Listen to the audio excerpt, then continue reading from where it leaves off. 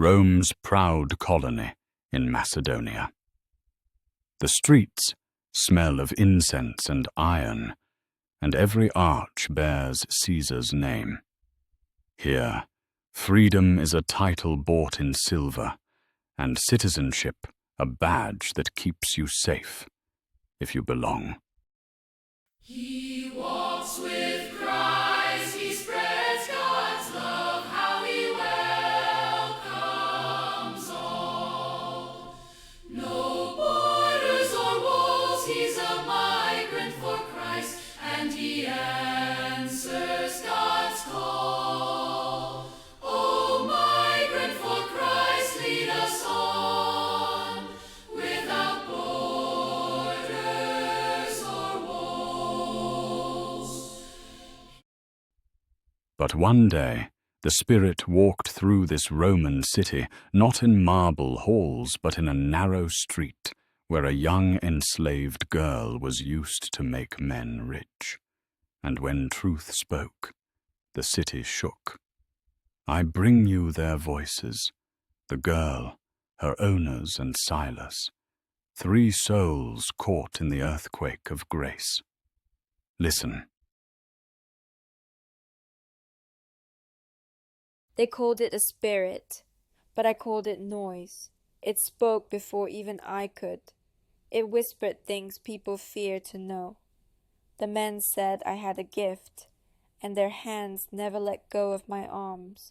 The coins clinged as I trembled, and my suffering made their music.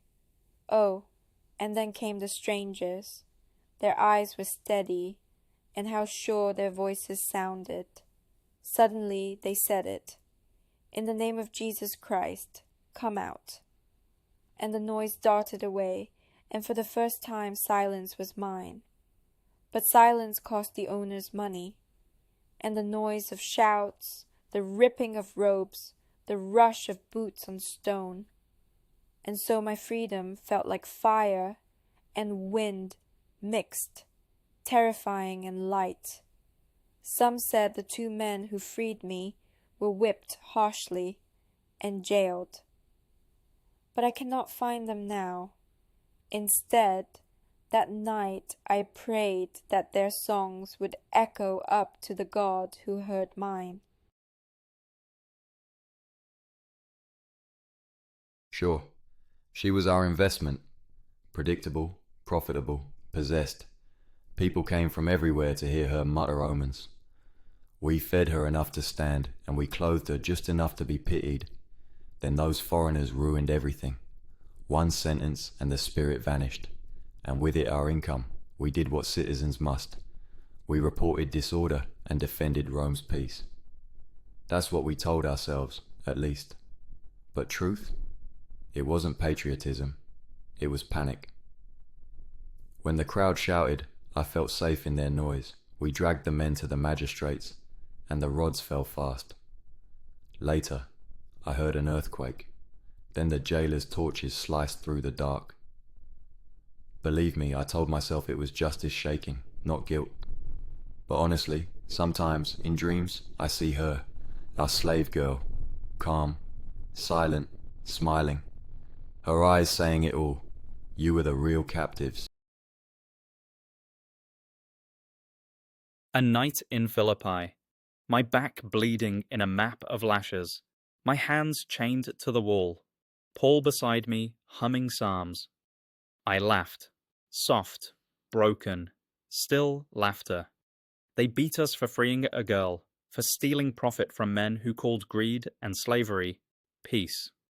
The jail smelled of iron and despair, but faith has its own scent, like rain before it falls.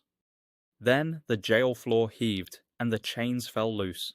We could have run. Instead, we stayed. The jailer's sword caught candlelight. His fear was louder than the quake. Do yourself no harm, Paul said, and the man collapsed in mercy's flood. That night, a Roman household sang hymns with ex-prisoners. By dawn, the magistrates apologized to us. They still called us disturbers, but we disturbed what needed shaking. Freedom had entered the city, and Rome didn't even know its walls had cracked.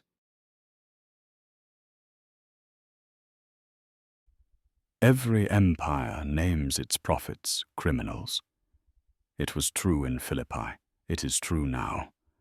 When compassion costs someone profit, they call it rebellion. When mercy defies law, they call it chaos. But God calls it the kingdom breaking in. The girl found her voice. The owners found their guilt.